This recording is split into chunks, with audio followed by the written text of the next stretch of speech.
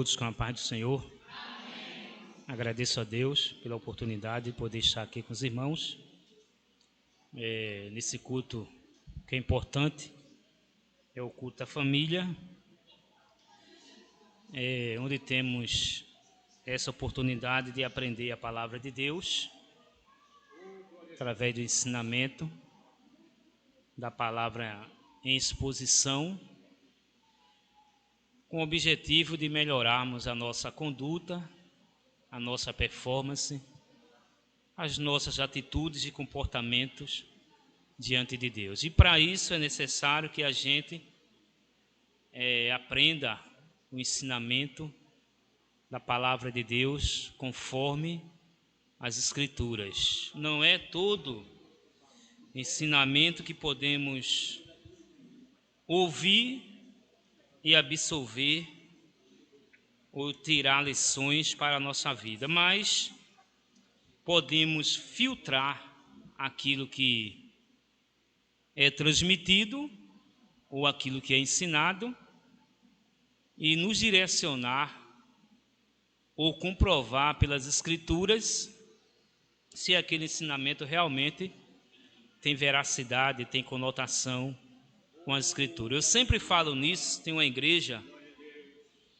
que a Bíblia faz referência dela e muitos pregadores, ensinadores trazem referência dessa igreja, que era a igreja de Bereia. Era uma igreja pequena, numericamente, mas era uma igreja que, uma certa vez, Paulo estava trazendo uma palavra de ensinamento nessa igreja, a exposição da palavra. E quando terminou o culto, né, naquele dia, os irmãos foram comprovar através das Escrituras se o que Paulo estava ensinando tinha respaldo bíblico e doutrinário.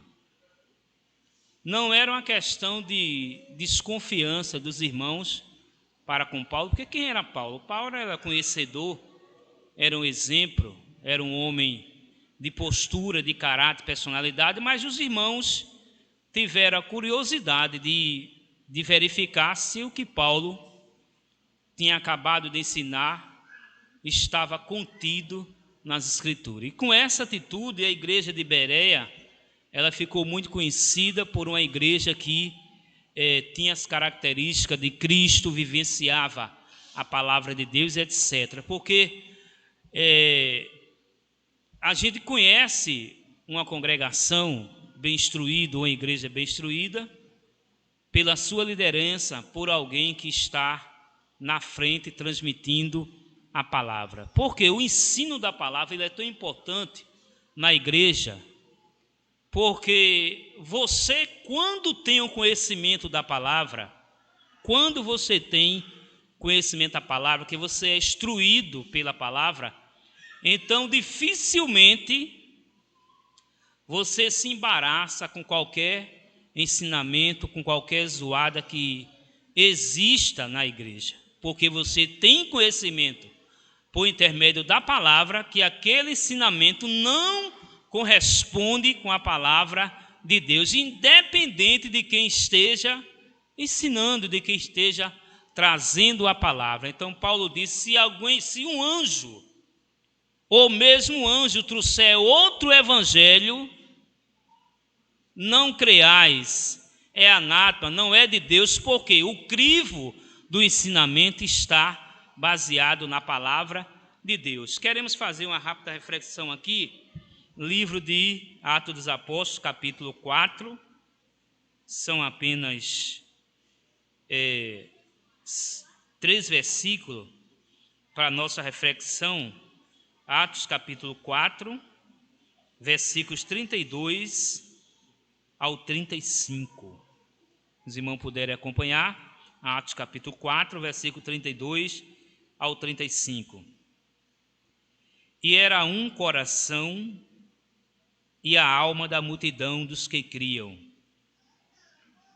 E ninguém dizia que coisa alguma do que possuía era sua própria, mas todas as coisas lhes eram comuns. E os apóstolos davam com grande poder testemunho da ressurreição do Senhor Jesus, e em todos eles havia abundante graça. Não havia, pois, entre eles necessitado algum, porque todos que possuíam herdades ou casas, vendendo-as, trazia o preço do que fora vendido e o depositavam aos pés dos apóstolos. E repartia-se cada um segundo a necessidade que cada um tinha. Amém?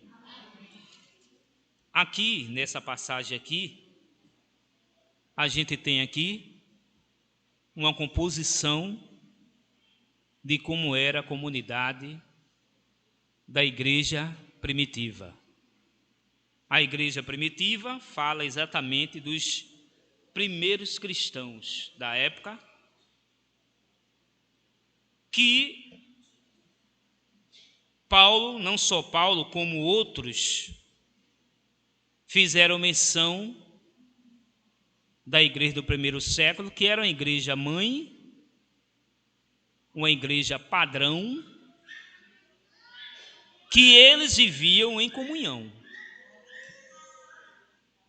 Afetos, compaixão e empatia. Era uma igreja que era um exemplo, que é um exemplo para a igreja hoje do século XXI. Podemos comparar aqui que quando a Bíblia diz e era um, o coração e a alma. Quando Jesus falou em um aqui, ele falou da unidade da igreja. E era um o coração. Vamos ler novamente? Deixa eu colocar meu óculos, eu não leio sem óculos não. E era um coração e a alma da multidão dos que criam. A unidade, quando Jesus, dando uma comparação sobre a unidade da igreja, quando Jesus estava reunido com seus discípulos, e ele fez uma oração ao Pai, dizendo assim: Pai, aqui estão os meus discípulos, nenhum deles se perdeu, a não ser Judas, que era o filho da perdição. Não vamos entrar no mérito da predestinação. Isso é algo muito relevante e não cabe aqui nessa ocasião. Porém, quando Jesus orou, disse assim: nenhum deles se perderam. Mas eu quero te pedir uma coisa, ó Pai, que eles sejam um, assim como eu e tu, ó Pai, somos um. Jesus aqui falou da unidade da igreja. O que é unidade? Não é um? Não é isso? Unidade é um. Então todos nós aqui, como igreja, somos a unidade do corpo de Cristo. Está dando para entender? Estou falando uma linguagem bem popular para os irmãos entenderem. O objetivo do ensino não é eu esbravejar aqui, usar termos teológicos, não. Eu tenho que usar uma linguagem que o povo aprenda e consiga entender o que a palavra de Deus quer dizer. Então, quando Jesus deu o exemplo aqui da igreja do primeiro século,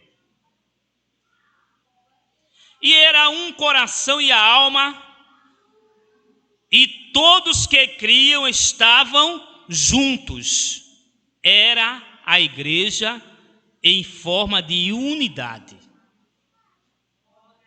Aí Jesus fala da igreja aqui como um organismo vivo, que é o corpo de Cristo. O que é um organismo? Todo mundo sabe aqui, com exceção de algumas crianças, talvez ela até saiba, né? Uma forma evoluída, o que é um organismo. Aí Jesus, para falar da unidade da igreja, e diz que era o coração e a alma dos que criam. Por exemplo, a igreja como organismo. Quando um membro, o menor membro do corpo da gente, vamos usar aqui, simbolizar aqui o nosso dedo midinho, ou do pé ou da mão. Quando ele se fere ou se corta, ou sofre algum acidente, todo o corpo sente ou não? Sente. Não é isso? Não é óbvio? Alguém está entendendo ou não? Estão entendendo, irmãos? Então a igreja, como organismo, ela funciona assim. Quando um membro sofre qualquer detrimento, todo o corpo ele sente. Isso é a igreja como um organismo. Um irmão muito vive na comunhão da igreja, por um motivo ou outro, ele se desvia da fé. A igreja como organismo, ela vai sentir a falta daquele membro. É como se, eu falei o termo aqui, dedo midinho, que ele se fere ou se ferir. Os outros membros que estão saudáveis vão atribuir células vivas para que aquele membro que foi deteriorado, ele possa se recompor e o corpo venha funcionar normalmente. Quando Jesus falou da unidade, ele falou que a igreja, como um corpo de Cristo, um membro depende do outro. Para que a igreja viva em harmonia.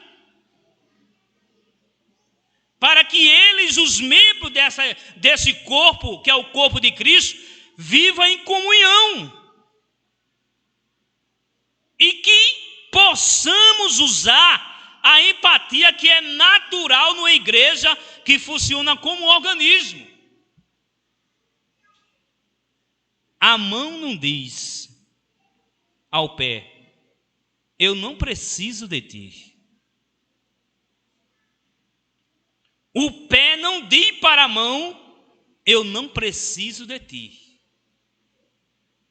Quando a igreja funciona como um organismo vivo, que é o corpo de Cristo. Poderíamos usar aqui outros exemplos, mas vamos ficar só nesse aqui. Agora, há duas linhas teológicas de pensamento. A igreja como um organismo, que eu já falei de sua utilidade, e que Jesus quer que a igreja, como organismo, ela funcione para que a bênção, para que a graça, para que o óleo, para que a unção esteja sobre ela. Por isso ele orou ao Pai em relação aos discípulos. Nenhum deles se perderam, todos que tu me deste estão aqui, e que eles sejam um, assim como eu e tu, ó Pai, somos um. Esse somos um fala no mesmo pensamento, o mesmo sentido, que todos têm o mesmo propósito, mas parece algo assim quase impossível, né? Mas não, a igreja como organismo, como corpo de Cristo, ela funciona e deve funcionar assim. A outra fonte é a igreja como uma organização. Uma igreja como organização, ela é o oposto da igreja como organismo vivo, que é o corpo de Cristo. Uma igreja como organização, ela é individualista, ela é egoísta, ela só pensa em si, ela só busca seus próprios interesses. Não vamos parafrasear aqui cada um, mas a igreja, o foco maior aqui está na igreja como organismo. E a Bíblia diz aqui que eles tinham tudo em comum, e era um coração e a alma da multidão dos que cria. E ninguém dizia que coisa alguma do que possuía era sua própria. Isso aqui é um assunto bem extenso. Se fôssemos destrinchar aqui, parafrasear, e diz: e os apóstolos davam com grande poder testemunho da ressurreição do Senhor Jesus, e em todos eles haviam abundante graça.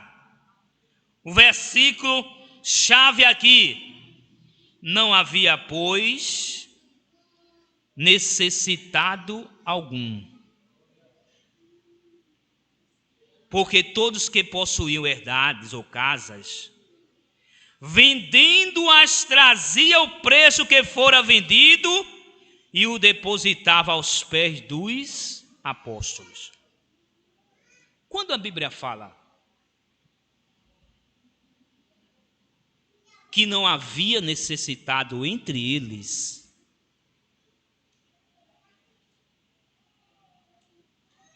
eles viviam em plena comunhão, eles formavam ali a unidade perfeita da igreja, que é o corpo de Cristo, que não havia necessitado algum entre eles. Por quê? Ninguém dizia que coisa alguma, no versículo anterior, era sua própria.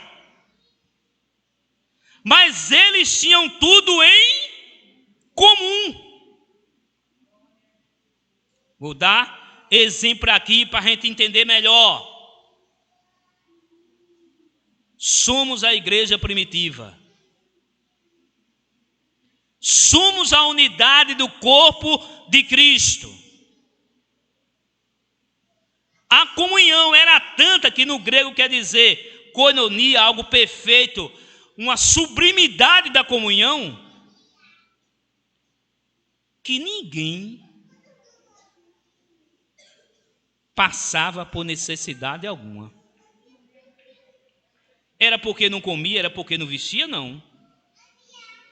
Era porque quando tomavam conhecimento de que alguém está precisando, usar um termo popular aqui, de uma cesta básica, a comunhão era tanta que eu não tinha só para mim, não.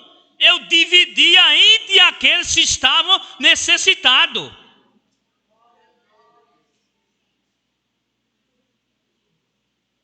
Hoje, por que tem necessitado na igreja? Vamos ser bem realistas. Porque uns têm muitos e outros não têm nada.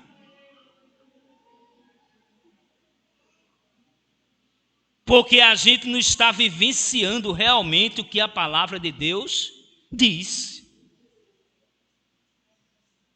É duro, né? É. Mas é uma realidade.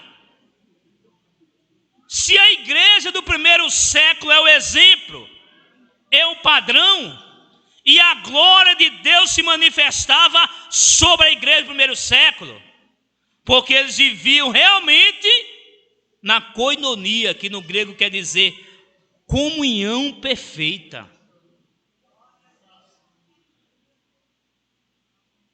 Ela, como organização, ela pensa em si.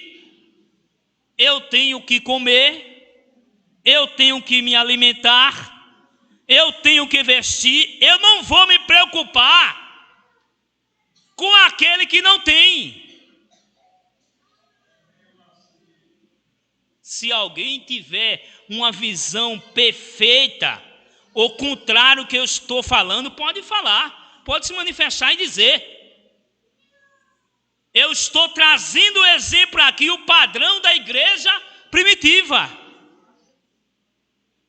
Que eles viviam essa apoteose da comunhão com Deus e entre os irmãos.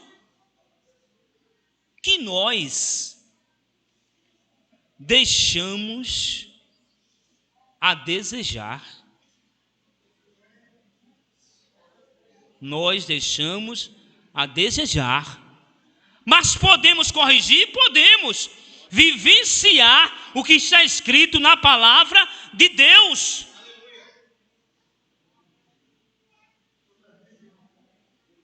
Vá.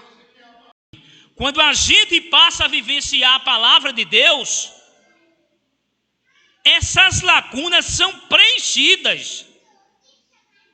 Porque isso aqui, a teoria, o que eu estou falando aqui, alguém pode até ter dificuldade, eu mesmo não tenho, em pegar qualquer texto aqui, ler, examinar, estudar, pesquisar e expor na exposição da palavra. A teoria é muito fácil, mas a Bíblia quer que a gente vivencie isso na prática. Aí nós vamos viver uma dimensão diferente. E vamos voltar no tempo e dizer, diz a Bíblia aqui, que todo mundo queria fazer parte dessa igreja, irmãos. E a Bíblia diz que todos os dias acrescentava o Senhor à igreja aqueles que se haviam de salvar, porque eles viviam em união e comunhão. E muitas vezes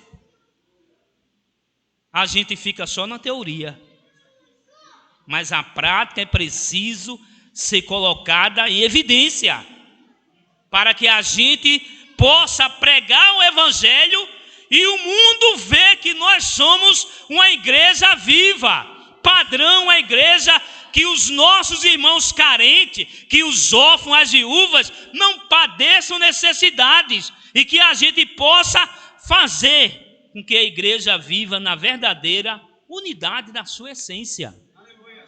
É isso que nós possamos viver. E isso depende de mim e de você, porque a Bíblia ela mostra o caminho, ela mostra o norte, ela diz como devemos seguir para que possamos ser astros no mundo e que as pessoas vejam que a igreja realmente é a igreja de Deus, o corpo de Cristo vivo. Amém? Que Deus abençoe a todos, em nome de Jesus.